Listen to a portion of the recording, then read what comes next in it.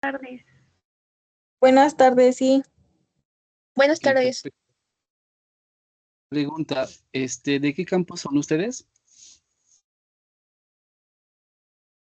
Chalco. Chalco. Chal. Chalco. Chalco. Ok, muy bien. Pues bueno, dame un ratito en lo que perdón, yo soy de Tulancingo y me agarró un poquito el tráfico porque están arreglando unas vialidades y otras están un poquito feos por cuestiones de que ha habido mucha lluvia los últimos días. Entonces, ahorita me estoy conectando de mi celular, pero ahorita ya mi compu está prendiendo para poderme conectar de ahí y me puedan ver, ¿vale? Mientras me presento con ustedes, mi nombre es Oscar Giovanni Molina León, soy licenciado en Ciencias de la Educación y ya llevo trabajando para ETAC Campus Tulancingo de forma presencial cerca de 10 años y pues también me ha tocado trabajar con las materias híbridas o en algunas ocasiones que también se denominan teóricas desde prácticamente el 2016. Entonces, yo voy a ser el maestro que esté trabajando con ustedes esta materia, que es teorías del aprendizaje. ¿Vale? Un poquito más de mi currículum. Yo, de hecho, también soy egresado de TAC, pero nada más que del campus Tulancingo.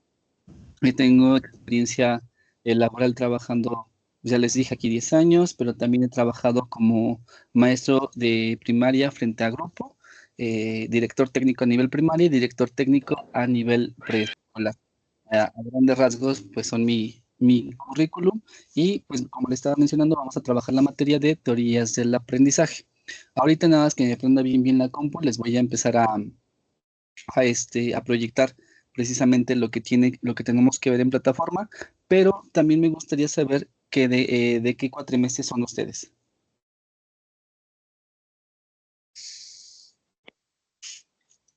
De Yo soy primero. del primero. Ok, De pregunta, ¿hay primero. alguien que no sea de primero? ¿Todos, todas, Primero. todos son de primero?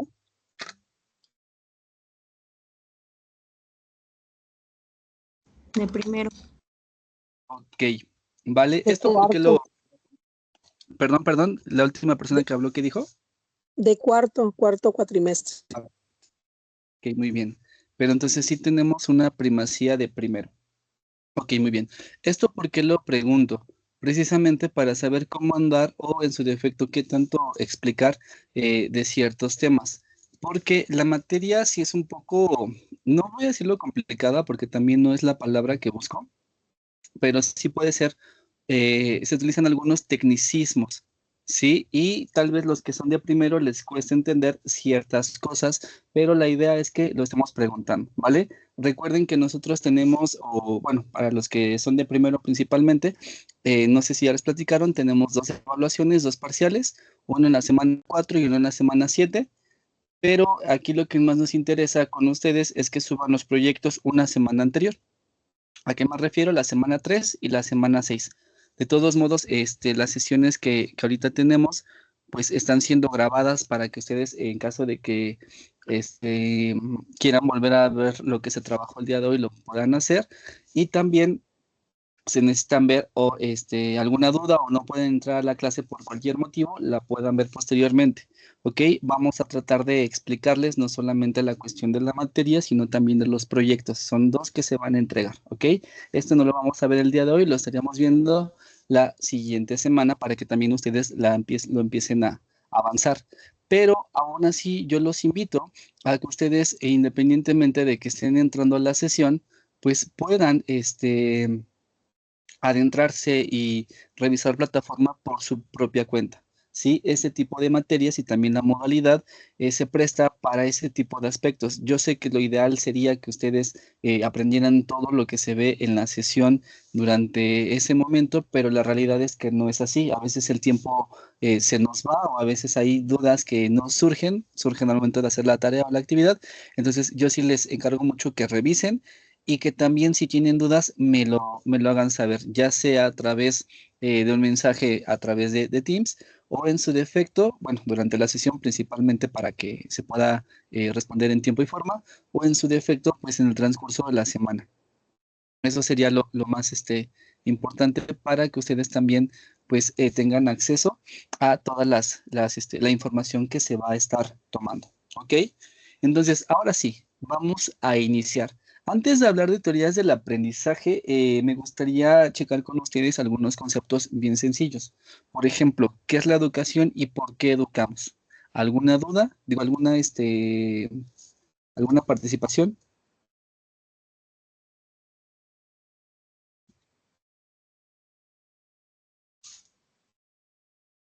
¿Por qué creen que nosotros eduquemos?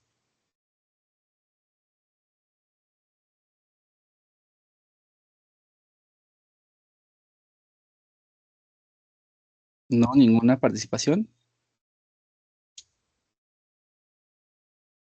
Perdón, también ya vi en el chat que hay algunos que son de Campus Florido. Ok, muy bien. Ya prendí mi cámara, no sé si ya me pueden ver.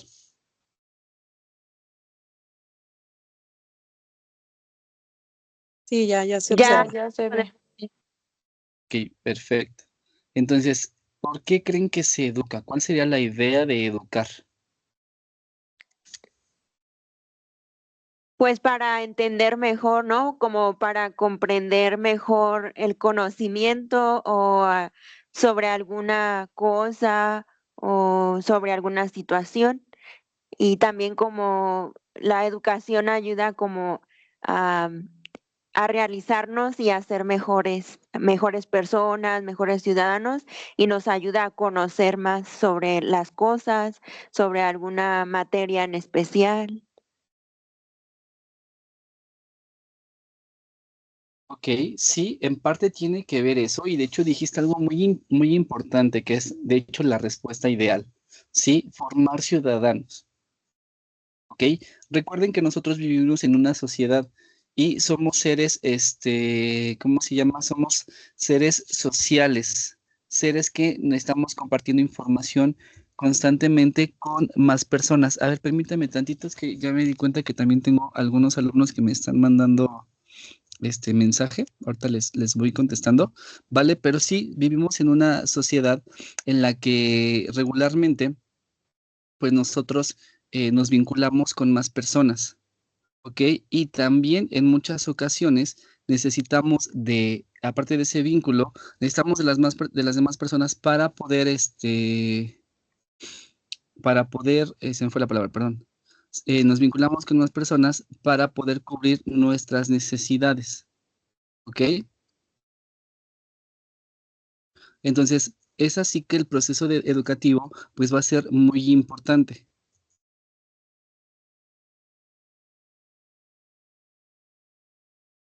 ¿Ok? Va a ser muy importante, porque al fin y al cabo, nosotros cuando aprendemos todo lo que tendríamos que estar replicando en la sociedad en la que vivimos, ¿sí? Y al replicarlo en la sociedad en la que vivimos, pues, ¿qué terminamos haciendo? Terminamos precisamente poniendo en práctica lo que vamos aprendiendo. La idea de que el ser humano aprenda es eso, ¿ok? Ser buenos ciudadanos, saber lo que nos conviene y lo que no, pero desde un punto de vista social. ¿Qué puedo y qué no puedo? ¿Qué se me permite y qué no se me permite como ciudadano? Sí, sabemos que no todas las personas realmente son buenos ciudadanos. Habrá algunos que sigan más las reglas que otros. Eso siempre ha pasado. Pero también ustedes no van a dejar mentir que las personas que trabajan o que hacen cosas ilegales, pues también tienen ciertas repercusiones, ¿ok? Pero esa es la idea, de formar ciudadanos. Sin embargo, pues también a lo largo de la historia de la humanidad siempre ha existido el proceso educativo. Desde que el ser humano era un ser nómada y trataba de suplir sus propias necesidades a partir de cosas, o sea, de caza, recolectar alimentos, tener cuidado con vestimenta, buscar cuevas, etc., etc., también educaba a los demás. No de una forma formal como una escuela, pero sí educaba a los demás. ¿Ok? Eso es algo importante que tenemos que ir viendo. ¿Ok? Entonces ya me metí a plataforma, me aparece aquí que ya se puede ver. Entonces vamos a estar empezando a checar plataforma. Siempre vamos a tomar en cuenta plataforma y repito, las fechas que vienen aquí van a ser muy específicas. Entonces, por favor, si una tarea se sube tal día, porfa ese día, porque si no, no voy a poder apoyarlos, ¿vale? Todos modos, ahorita no vamos a subir ni contestar absolutamente nada, pero sí vamos a empezar a revisar, ¿vale? Entonces vamos a ver todo lo que no es la unidad 1. Bienvenidos a tu materia de teorías del aprendizaje, en la que analizará las principales teorías del aprendizaje que permanecen vigentes hasta nuestros días. Para ello revisará los fundamentos que la sustentan y las formas en que explican el proceso de aprendizaje. Como profesional de la psicología, bueno, no solamente la psicología, esta materia de hecho la llevan a cabo Ciencias de la Educación y Psicología. Perdónenme, también me faltaba preguntar, ¿aquí todos son de educación o hay también alumnos de psicología? Somos de Yo soy de psicología. psicología. Yo soy de De psicología. Yo soy de psicología. psicología. Todos son de Psicología. psicología. Psicología. Ok, ok, perfecto, ¿vale? Entonces, esta carrera la comparten ambos, tanto educación como psicología, porque en un primer momento psicología y educación estaban en la misma área, y la psicología que estudia procesos cognitivos y el aprendizaje que creen que es. Es un proceso cognitivo. Exactamente, es un proceso cognitivo y por eso se estudia, ¿ok? Y también déjenme decirles que ¿cómo se llama? Déjenme comentarles que precisamente muchos de los problemas de aprendizaje los puede tratar un psicólogo, ¿ok? Y actualmente existe una diversidad muy amplia precisamente de este tipo de problemas que no es que antes no existieran, porque siempre han existido, pero antes no se visibilizaban tanto. Entonces, ahorita es un problema bien, bien fuerte que tenemos todos los que estamos en el ámbito educativo, que de repente necesitamos a alguien que nos pueda apoyar. Y también en muchas ocasiones necesitamos ese apoyo para padres o madres de familia. ¿Sí? El hecho de que uno de sus hijos se enfrenta a una situación a veces puede ser un poco complicado y ayuda a que el padre o madre o tutor no visibilice las problemáticas que tiene o las formas de ayudar. Sí, de hecho, yo muy a grandes rasgos les comento, yo, por ejemplo, me tocó conocer a un niño que tiene un problema que se llama, ay, se fue el nombre, el displasia, no recuerdo muy bien, discúlpeme el término el término médico que ese niño tiene, pero tiene algo que tiene que ver con una de sus glándulas, segrega más de lo que tiene que segregar, no recuerdo cómo se llama, perdón, pero lo que hace es que él tenga todos los días ¿cómo se llama? Microconvulsiones y también que su desarrollo cognitivo no esté a la par, ¿sí? Entonces, él nació, sí, hasta cierto punto con retraso. Yo lo conocí a él cuando tenía cerca de 5 o 6 años de edad, aprox. ¿Ok? Su mamá era maestra, pero sin embargo su papá como que lidió mucho con ese tipo de aspectos de su segundo matrimonio, el hijo que siempre quiso tener y que se iba a llamar como él y que de repente pues naciera con ese tipo de complicaciones. Entonces el papá como que había un cierto rechazo del papá hacia el niño, no lo atendieron a tiempo, el niño no desarrolló bien lo que es el lenguaje y cuando a él ya lo empiezan a llevar a terapias del lenguaje, cuando tienen la intención de llevarlo a terapia del lenguaje, el niño tiene 7 años de edad, ¿ok? Y nada más como dato para que ustedes también se vayan empapando, una persona que no consolida su lenguaje a los 6 años de edad, ya no va a consolidar ningún lenguaje. Entonces, este niño se quedó con un retraso en el lenguaje, pues ya para toda la vida. Actualmente ya es un adolescente, pero no habla, solamente balbucea y hay que poner mucha atención para entenderlo. Y si ustedes lo conocen, lo más seguro es que no le puedan entender. Ya las personas que convivimos un poquito más con él, pues ya éramos capaces de entenderlo por la familiaridad que teníamos, pero no siempre es así. Entonces, también en muchas ocasiones ustedes nos pueden apoyar a que padres de familia entiendan las problemáticas que se tienen y las consecuencias de no llevarlo a terapia o no canalizarlo en tiempo suficiente, ¿vale? Y así como pues hay muchísimos otros casos, ¿vale? Sigo leyendo, te resultará sumamente interesante comprender la forma en que aprendemos, ya que independientemente del área en la que decidas enfocarte, el desarrollo de la capacidad de identificar la forma en que las personas con quienes trabajas aprenden, te permitirá establecer estrategias para apoyarlas en el logro de sus objetivos o a modificar algún comportamiento específico, ¿vale? Y me voy a ir a la parte del desafío, ¿sí? Entonces vamos a leer los desafíos y también vamos a ir viendo las infografías, ¿ok? Eres parte del área de psicopedagogía de una institución educativa que maneja un modelo de enseñanza-aprendizaje tradicional. Ojo, ¿saben a qué se refiere un aprendizaje tradicional?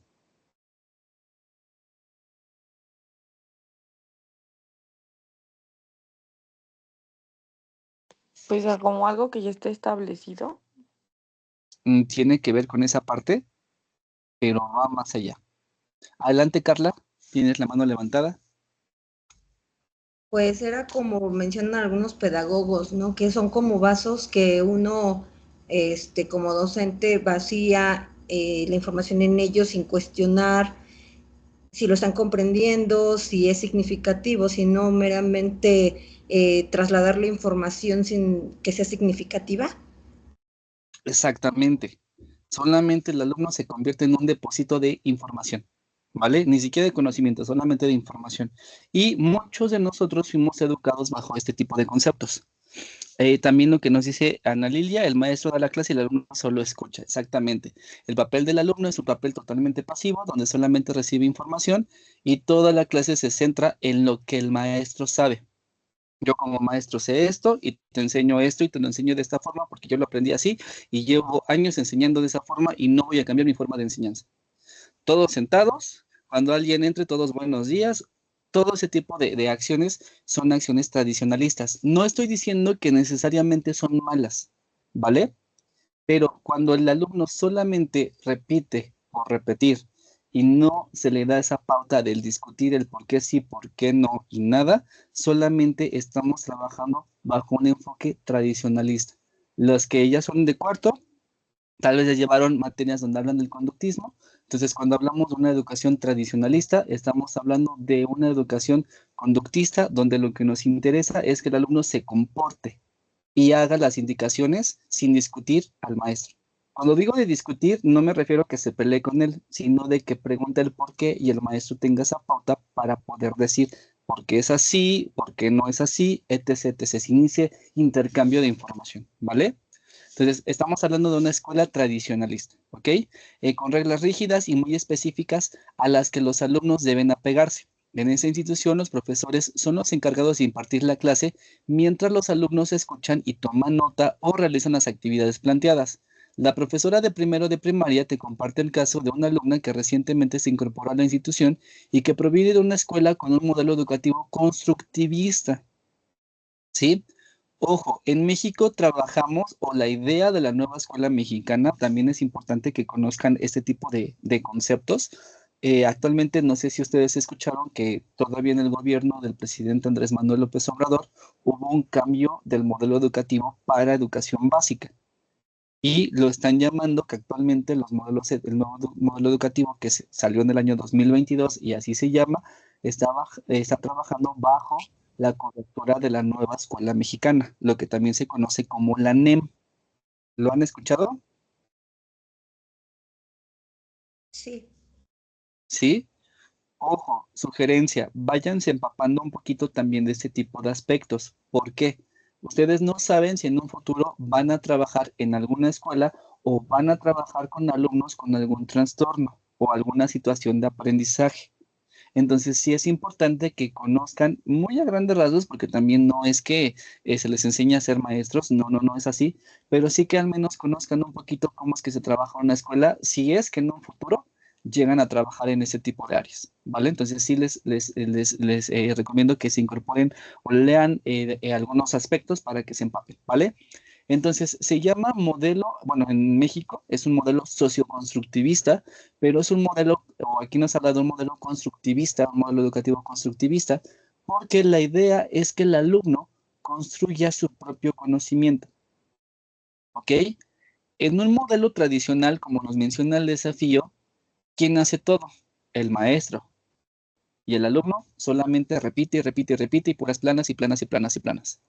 En un modelo constructivista, el alumno también se incorpora en el decir qué vamos a aprender, cómo lo vamos a aprender, y también tiene esa libertad de poder comunicarse con sus demás compañeros para ver qué aprendieron y con el propio maestro para cuestionar.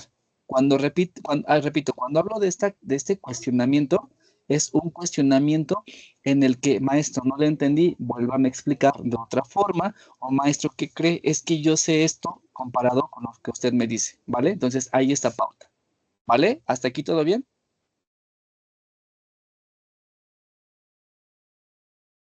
Sí, ¿Sí? sí, Ok. Y nada más, como dato, igual en México Sí. se habla de una cuestión socioconstructivista porque en teoría, pues lo hacemos de forma grupal, ¿vale? Ahora seguimos, donde el alumno es el centro de las actividades y puede tomar decisiones respecto a su propio proceso de aprendizaje. Entonces tenemos este caso que una alumna llega a una escuela tradicionalista, pero ella viene formada con otro enfoque. Pregunta, ¿cómo abordarías el caso? ¿Y qué estrategias de aprendizaje trabajarías con la alumna para que pueda integrarse a la escuela? Pregunta también, ¿creen que a la alumna le cueste trabajo o no incorporarse a la escuela? Sí, sí le cuesta trabajo, ¿Por qué?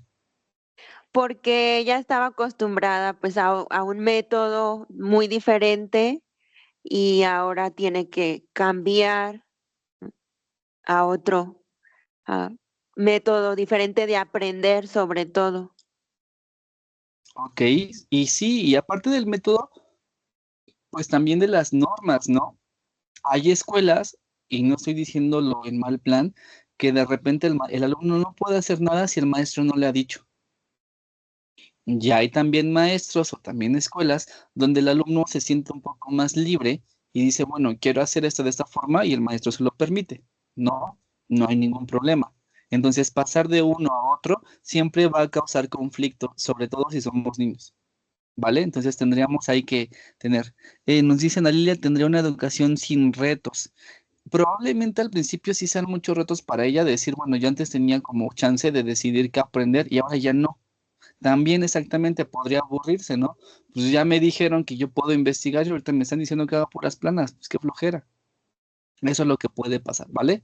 Seguimos aquí. Parte de tu labor profesional consiste en identificar la forma en que cada sistema educativo concibe el proceso de los alumnos y las estrategias que emplea como parte del proceso de enseñanza-aprendizaje, de manera que comprendas la forma en la que los alumnos que se formaron en dicho sistema funcionan y puedas apoyarlos en el logro de sus objetivos con base en lo que ya conocen, ¿vale? Entonces, sí hay muchos alumnos que de repente pasan de ese tipo de aspectos, a veces sin pasar de escuela, ¿sí? A veces entre los propios maestros, pues hay distintas formas de enseñar. Y no estoy diciendo que sean malas, sino que precisamente todavía hay muchos maestros que les gusta trabajar bajo el ritmo de aprendizaje, el modelo educativo de aprendizaje conductista o tradicionalista, donde todo lo hago yo y todo lo sé yo y todo les digo lo que van a hacer.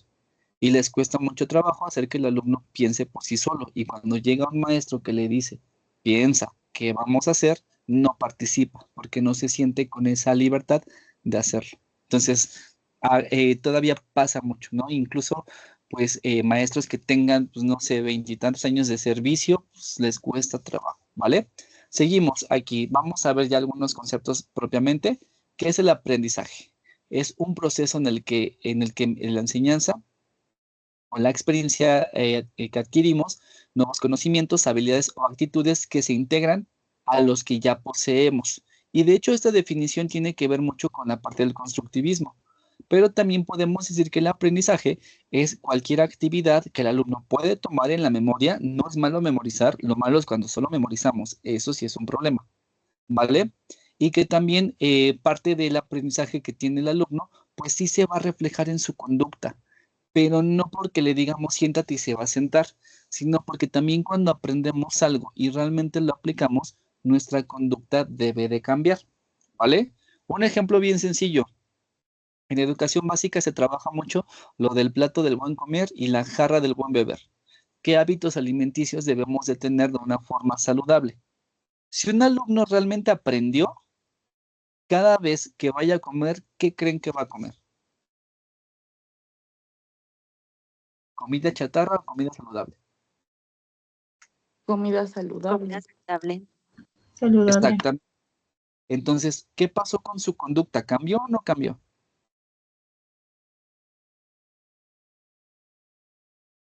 Si realmente lo aprendió, exactamente, ya lo dijo Carla. Sí. Sí hay ese cambio conductual, ¿vale? Si realmente lo aprendimos, sí va a haber ese cambio conductual. De cosas muy sencillas a cosas muy complejas, ¿ok? ¿A qué me refiero? Por ejemplo, otro aspecto de aprendizaje que no necesariamente es formal es, ¿cómo se llama? Cruzar las calles, ¿sí? Pregunta, ¿por dónde tenemos que cruzar las calles? Por Por el la paso de línea. cebra, ¿no? Por las líneas. Exactamente, pero a veces no están pintadas. Pero ¿por dónde tendría que ser siempre, siempre? Por donde está indicado el pase peatonal, ya sea por semáforos o por lugares marcados con franjas, para evitar accidentes más que nada.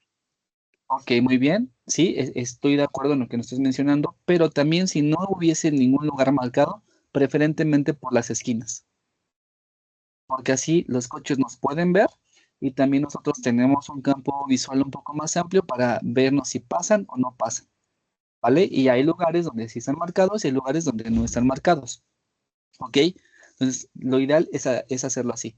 Si realmente yo lo aprendí, ¿qué voy a hacer? Voy a cruzarme por las esquinas. Si no lo he aprendido, pues por donde caiga, ¿no? Y esto va a ser en todo. Incluso piensen en personas que ya son un poco mayores y que empezaron a utilizar celulares o computadoras, ¿sí? Regularmente, si lo aprendieron, ¿qué va a pasar con su conducta? Van a utilizar esta tecnología. Si no lo han aprendido, no se van a meter ni la van a tocar, ¿vale? Entonces, esa es una definición también de aprendizaje, ¿ok? Ahora, también la definición de aprendizaje se puede poner en tres criterios. Uno, como ya veíamos, implica un cambio de comportamiento. Dos, el cambio debe de perdurar en el tiempo. Una persona que vio el plato del buen comer y hoy comió pura ensalada y mañana ya se fue con puros tacos para la cena, pues no lo aprendió de forma buena, solamente un rato, ¿vale? Se genera cuando la persona interactúa con el nuevo conocimiento o habilidad. Debe de haber esa interacción. No porque yo les presento un esquema como el que está aquí, están aprendiendo, ¿vale? Sino que precisamente debe de haber algo que el alumno haga o realice. De ahí que precisamente se deje esta parte de las tareas. Las tareas tienen un propósito. El propósito no es dejarle más trabajo al alumno. El propósito de cualquier tarea o el propósito que debiese tener cualquier tarea es que el alumno aprenda y ponga en práctica. ¿Ok? Si no ponemos en práctica, no estamos aprendiendo. ¿Ok? Perdónenme.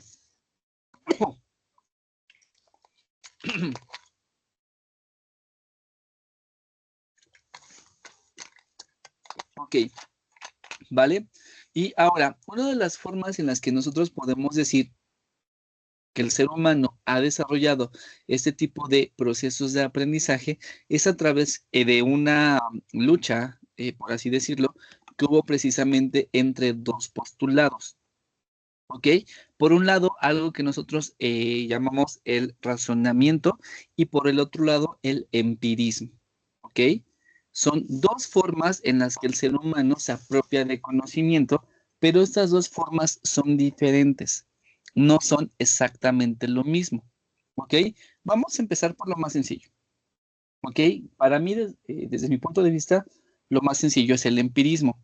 ¿Alguien sabe de dónde viene o surge el empirismo? De las experiencias, de todo lo vivimos en base a experiencias. Ok, muy bien. Nada más dejen, para los que me dicen que no se pueden conectar a la clase, desconozco el motivo, pero ya les acabo de pasar el link, porfa, para que se puedan unir. Y no vi quién fue el que participó, pero exactamente tiene que ver con eso. Tiene que ver con las experiencias que nosotros vamos teniendo y que nos apropiamos poco a poco. ¿Ok? Nadie aprende por sí solo. Necesitamos, o más bien, Algunos sí podemos aprender por solos, perdón, en esa parte, pero también en muchas ocasiones necesitamos de alguien que nos oriente y que nos diga cómo es que aprendemos o cómo podríamos aprender, o en su defecto, qué necesitamos aprender. ¿Ok? El empirismo se basa precisamente en las experiencias que vamos teniendo día con día y que estas experiencias hacen que yo me quede con algo, que yo aprenda. Un ejemplo también bien sencillo. Sí, es como parte de construir el conocimiento, tiene que ver en parte, pero también cuando hablamos de esta parte del empirismo, el ser humano pone a prueba lo que se le menciona. Sí, voy a dejar tanto de compartir la infografía. Les voy a compartir unas diapositivas que tengo también para complementar un poquito esta parte, ¿ok? Pero cuando hablamos precisamente de esa cuestión del empirismo, lo que estamos haciendo es que el ser humano ponga a prueba ese conocimiento, ¿ok? Yo les puedo decir, y tal vez les pasó, cuando eran niños o niñas, sí que les decía, no toques la plancha porque te vas a quemar, o en su defecto, que también les llegaran a decir, ¿cómo se llama? O que también les llegaran a decir, no te acerques a la estufa porque está caliente. ¿Y qué hacíamos? Pues no poníamos atención, no hacíamos caso hasta que nos quemábamos. ¿Cierto o falso? ¿Quién de ustedes les pasó algo así? Yo creo que a todos por lo menos nos pasó en una ocasión, ¿no? Pero ¿qué hicimos? Aprendimos a través de la experiencia, de esa experiencia que evidentemente no fue grata, pero que sin embargo hizo que yo aprendiera algo, ¿ok? Entonces, eso es lo importante que nosotros vamos a ver precisamente en el empirismo, que todo lo que nosotros tenemos lo vamos a aprender de las experiencias que nosotros vamos teniendo día con día. ¿Ok?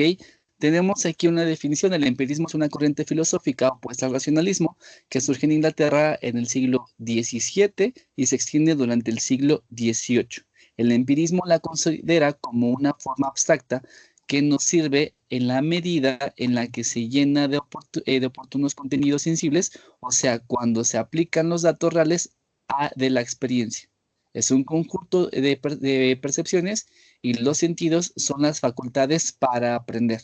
Cualquiera de los sentidos, el olfato, el gusto, el tacto, el oído y la vista. ¿Vale? Entonces también el empirismo se va a ligar a aprender a través de los sentidos. ¿Ok?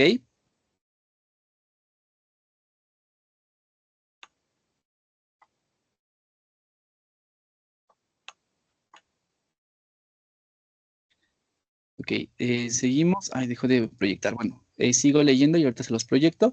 El empirismo lo único que ve es el conocimiento, el empirismo lo único que ve en el conocimiento es el papel del objeto y se resiste a reconocer que el sujeto, que también es esencial. Entonces, por un lado, pues el empirismo pues nos dice que lo importante es lo que vamos a aprender sin poner en cuenta pues quién está aprendiendo. ¿Sí? Entonces, son aspectos que pues no serían tan positivos en la parte del empirismo. Y se han indicado a veces que para los empiristas modernos, los empiristas ingleses, la mente es como una especie de receptáculo en el cual imprimen sus huellas las impresiones procedentes del mundo externo. ¿Qué nos quiere decir esto? Que todo lo que hay detrás de simplemente se pone en nuestra mente y nos deja una cierta huella. Pero también sabemos que ciertas experiencias las podemos dejar por alto y no las estamos considerando en su totalidad. Entonces, hay cosas que sí podemos rescatar del empirismo, pero hay cosas que no, realmente sí se quedan un poco cortas con lo que nos está mencionando ahí, ¿vale? Ahora, vamos a ver también a grandes rasgos la parte del racionalismo para pasar con el siguiente tema. A ver, espérenme, está un poquito lenta acá.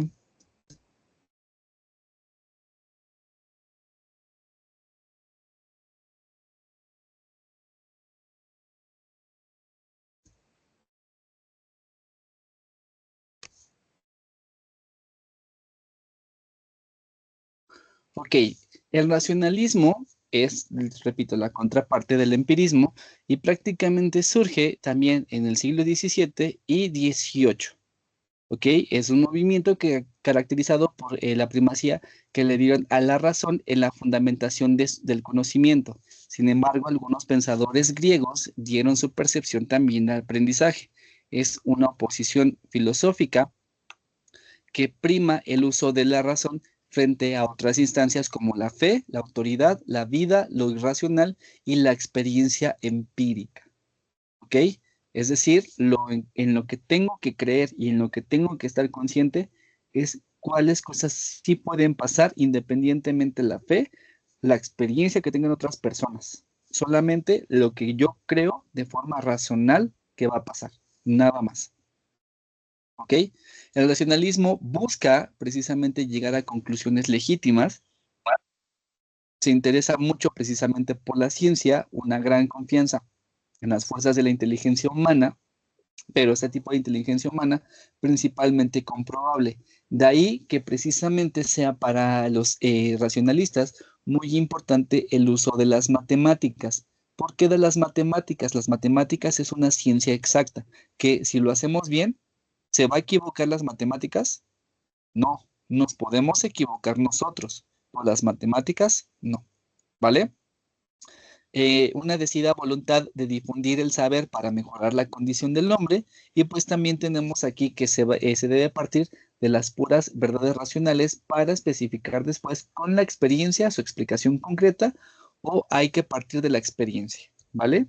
Entonces, eso es lo que nosotros vemos aquí. Y uno de los máximos representantes, que de hecho también veíamos en la infografía, es René Descartes, ¿vale? Descartes considera necesario recurrir a la experiencia para elegir entre muchas posibilidades racionales aquellas efectivamente realizadas en la naturaleza. Y también nos habla precisamente del procedimiento racional, y que de ahí se desprende un concepto que yo creo que alguna vez han escuchado, bueno, un procedimiento que es también un método que se llama el método de Descartes. ¿Lo han escuchado? No. No, ¿No? ¿Nunca han aplicado un examen y han dicho hazlo por Descartes? O la palabra descartar. Sí, y ¿Qué hacemos cuando descartamos? eliminamos las opciones que no son menos probables para la correcta.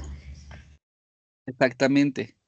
Ahí también me dijeron, es una eliminación, pero esta eliminación lo hacemos basados en qué?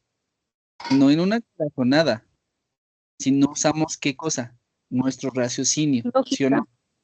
Exactamente, esa parte de la lógica para decir, esto no me suena a nada, pues lo elimino, ¿no? Esto tiene relación, sí. No estoy muy seguro cómo, pero sí tiene relación. Entonces, no estoy seguro si es la respuesta uno o la respuesta 2 porque ambas se relacionan. Así es como nosotros aplicamos precisamente la cuestión del método de Descartes, ¿vale? Por eso se quedó ahí, pero es esa, desde ahí viene, ¿vale? Ahora vamos a ir con bueno, pregunta, ¿hasta aquí alguna duda?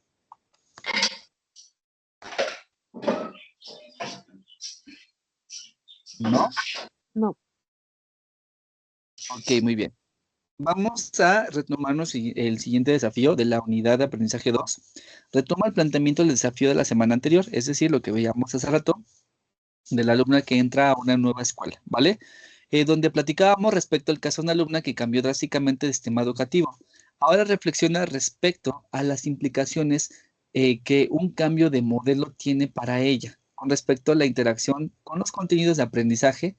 En su antigua escuela, ella manipulaba la información y la manejaba a su modo para comprender cómo funcionaba esta y ponerla en práctica. Ahora debe apegarse a lo que el profesor dice como verdad absoluta.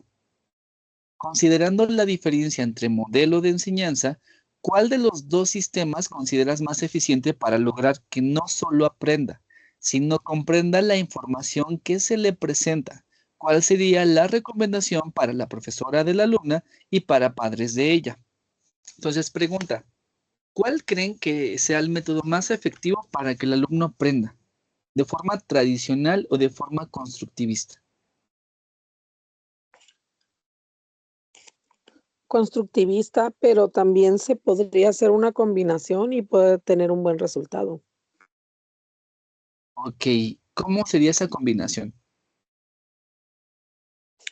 Por ejemplo, Hay alumnos que siempre están debatiendo al docente. A veces no tenemos el conocimiento como tal y no damos la oportunidad a que el docente exprese todo su conocimiento. Entonces, ahí podríamos complementar. Ok, nada más que esta cuestión, o sea, cuando hablamos de la parte del constructivista, no es que el alumno se ponga a pelear, como habíamos dicho, con el docente. Puede debatir con él, sí, pero tiene que debatir con fundamentos. O sea, no nada más es me pongo a debatir porque quiero, sino de que tengo que tener fundamentos. E incluso el docente tiene que guiar al alumno a que sí tenga esos fundamentos. No los va a tener de la noche a la mañana, sino que los va a ir desarrollando pues, poco a poco, ¿ok? Los demás, ¿qué piensan?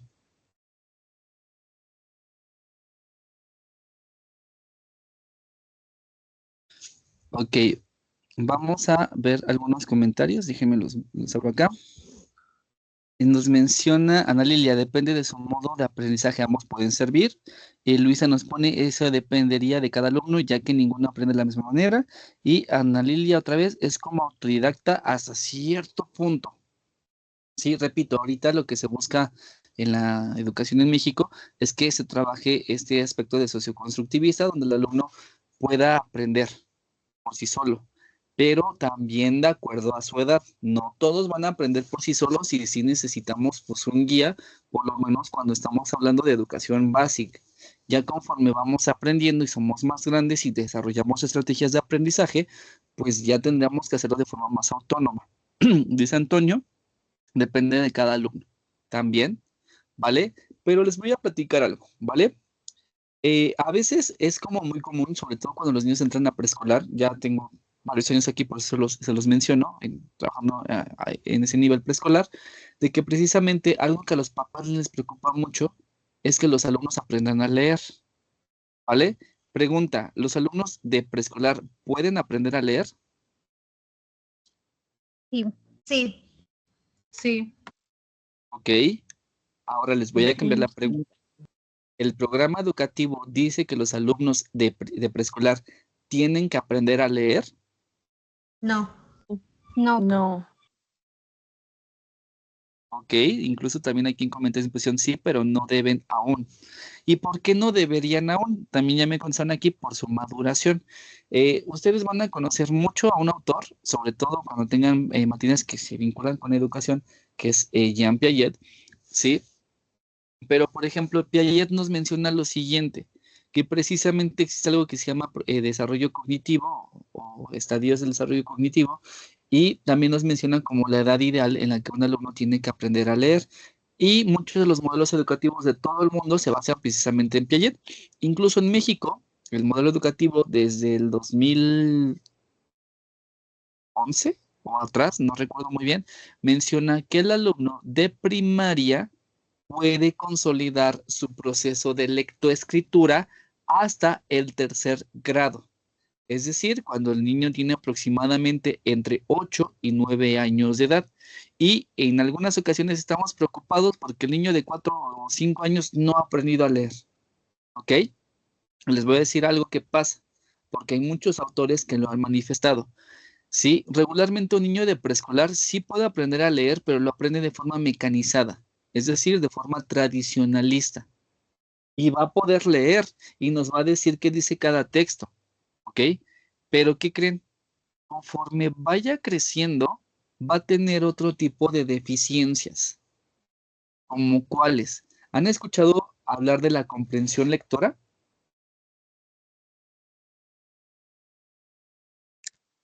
Sí. Sí, ¿Y No. saben qué es la comprensión lectora? No. pues es leer y entender de lo que está leyendo, de lo que se trata el texto. No es nada más leer por leer. Exactamente. Sí, no lo contesten, porque no es la cuestión de exhibir. Pero ¿cuántos de ustedes han leído un texto, lo terminan y chin, no le entendí nada, no sé ni de qué se trató y se me olvidó el principio y lo tenemos que volver a leer? No me contesten, ¿vale? Piénsenlo. Si ustedes lo han hecho en más de una ocasión, digo, puede pasar que en algunas ocasiones estemos un tanto distraídos, es normal, yo no digo que no, pero ya no es bueno cuando es algo cotidiano, porque entonces, ¿qué quiere decir? Que tenemos problemas de comprensión lectora. Como dicen ahí, no comprendemos lo que estamos leyendo. Y es un problema grave. México tiene muchos problemas de comprensión lectora, no solo en niños, sino también en adultos de cualquier nivel y con cualquier preparación académica. O sea, pensaríamos que no, pues nada más los que estudian la secundaria o la prepa, no. Tenemos alumnos y egresados o profesionistas de cualquier tipo de carrera que tienen problemas de comprensión lectora. ¿Ok? Acá cabe también mencionar que precisamente en México somos un país también de pocos lectores. Es otra realidad, pero bueno, eso es aparte. ¿Ok? Pero entonces, ¿qué pasa? ¿Podemos enseñar a un niño de preescolar a leer? Sí. ¿Va a tener problemas de comprensión lectora en un futuro? Lo más probable. Y en verdad hay muchos autores que nos lo mencionan. Incluso uno de los más importantes en México es un autor que se llama Sergio Tobón, él lo manifiesta, y también otro autor que se llama Díaz Barriga. Sí, que Díaz Barriga es una eminencia, es un doctor en educación por parte de la UNAM, que también menciona este tipo de cuestiones. Entonces, lo ideal no quiere decir con esto que no se le enseñe al niño su nombre, que no tenga ese acercamiento con las letras y demás, pero no necesariamente el hecho de que lea de preescolar quiere decir que ya es un superdotado o que no va a tener problemas en un futuro, ¿vale? Incluso aquí nos ponen en el chat, a veces la creatividad o las habilidades artísticas o kinestésicas se afectan por no aprender las actividades según la etapa de desarrollo. Y es verdad, ¿sí? Entonces, con esto no voy a decirles que no hay niños que puedan ser como la excepción a ese tipo de casos, pero la mayoría tiene ese tipo de cuestiones por haber aprendido a leer en preescolar, porque se les forzó, ¿ok? Entonces, actualmente muchas de las prácticas se tienen un tanto prohibidas en educación porque son tradicionalistas y al final solamente violentaban el proceso de aprendizaje de los alumnos. ¿Cuántos de ustedes se aprendieron de forma mecánica las tablas de multiplicar? ¿Sí? Yo, por ejemplo, esta semana que trabajé con una alumna de universidad, no me acuerdo qué veíamos, pero hablábamos un poco de eso, es que con ellos vamos a trabajar aspectos, bueno, una materia que se llama instrumentos de evaluación, y hablábamos en algunas ocasiones que a veces como maestros evaluamos cosas que no son propias o que no son muy acordes, ¿no? Por ejemplo, salió el tema de quién se sabía las tablas de multiplicar, y hubo una alumna que me dijo, yo sí me las sé, pero las tengo que repetir todas para poderla decir. Y le pregunté muy explícito, ¿sí? Si, por ejemplo, yo te pregunto, ¿cuánto es 7 por 8? ¿Qué haces? Y no lo dije en manera de burla, simplemente para ver si me contestaba lo que yo quería que ella me contestara, que era que ella me decía, no, pues entonces tengo que empezar 7 por 1, 7, 7 por 2, 14, 7 por 3, 21. ¿Qué quiere decir? ¿Se la aprendió de una forma efectiva o no?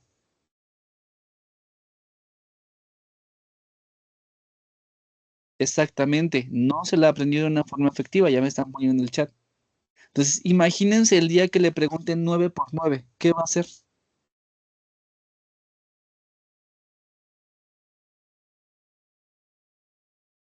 Pues 1 por 1, un 9 por 1, 9, 9 por 2, 18 y así.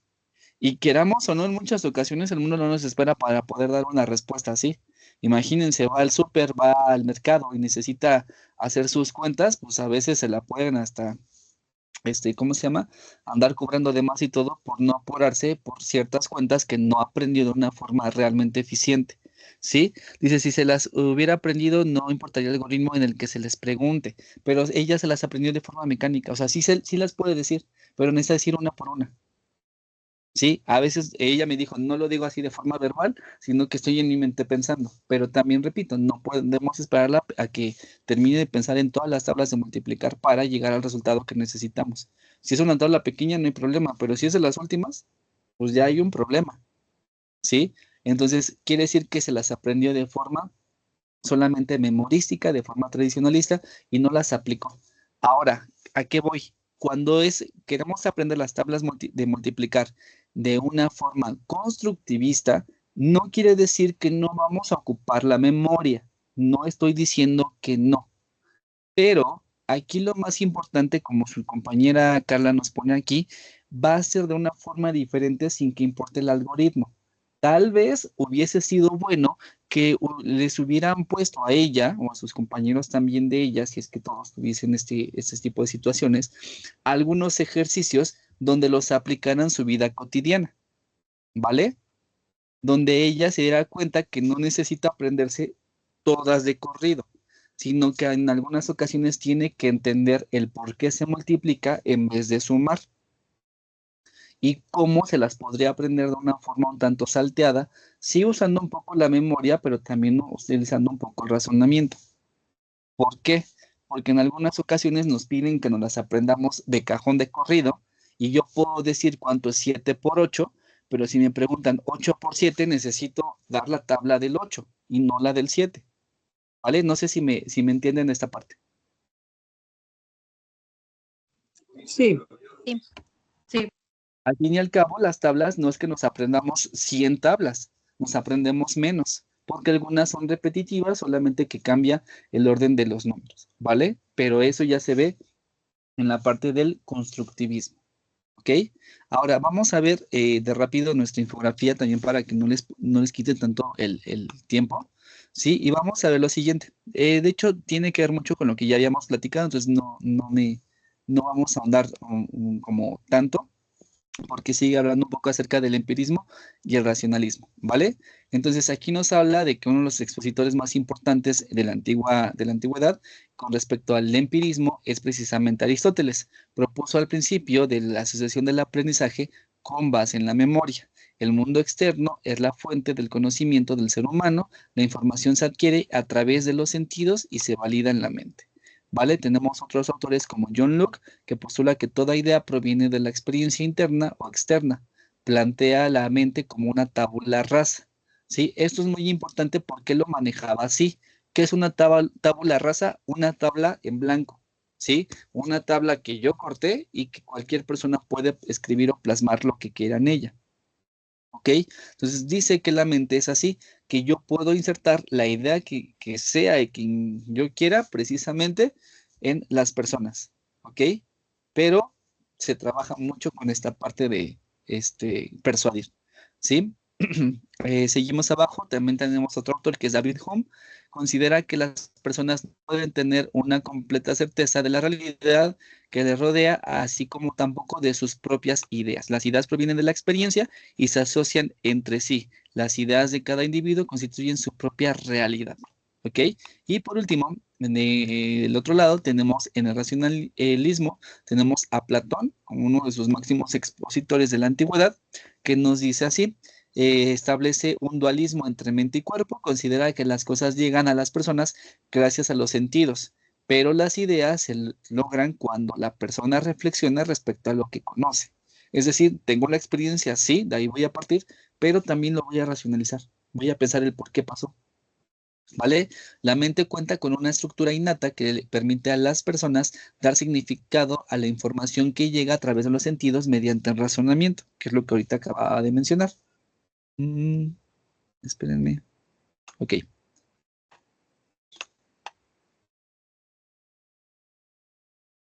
Y pues bueno, ya lo último pues es lo de René Descartes, que pues ya lo habíamos mencionado, ¿vale?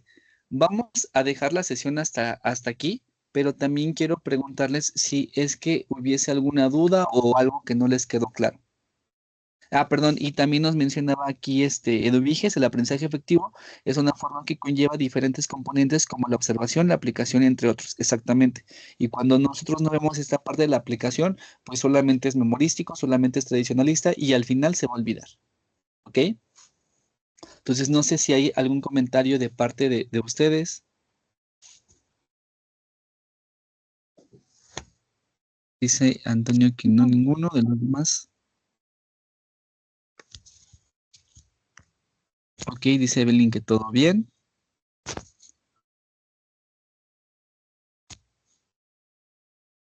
Y bueno, me estaban pidiendo lo del pase de asistencia, ¿vale? Por el día de hoy sí se me complicó un poquito poder hacer la liga para el pase. Ya ahorita tomé foto de las personas que asistieron para que yo les pueda poner su asistencia y no haya ningún tema, ¿ok? Aún puede pasarnos, ¿cuál, perdón? Espérenme, es que no alcancé a leer ese comentario. Que si nos pasaría la presentación, por fin. Sí, miren, voy a hacer lo siguiente. Yo apenas empecé a tener acceso precisamente en las materias. Entonces, ¿cómo se llama? Esta serie de diapositivas que yo tengo es prácticamente de toda la materia. Yo no tengo ningún problema en compartirlas. Hay personas o maestros que a veces no les gusta compartir. En mi caso no es así.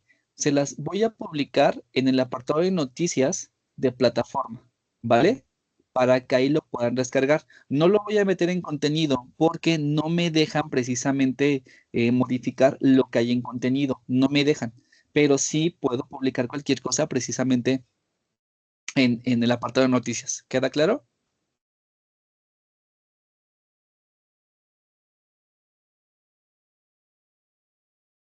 Ahí le descargo y ahí lo descargan, perdón, y no hay ningún problema. Carla, no te preocupes, ¿vale? Apenas vamos iniciando la primera clase, entonces no hay ningún problema. Entonces voy a dejar y ahorita pues tomé la foto apenas ahorita, entonces no hay problema. Repito, ahorita no hay un pase de asistencia como tal, no hay ninguna liga. Ya se las empiezo a crear la siguiente semana, perdónenme, pero es que hoy sí me agarró el tráfico, pensé que no iba a haber tanto y me llegué derrapando. Por ese motivo ya no pude hacer lo de la liga, ¿vale? Pero pues bueno, voy a dejar de grabar y si ustedes gustan ya se pueden desconectar.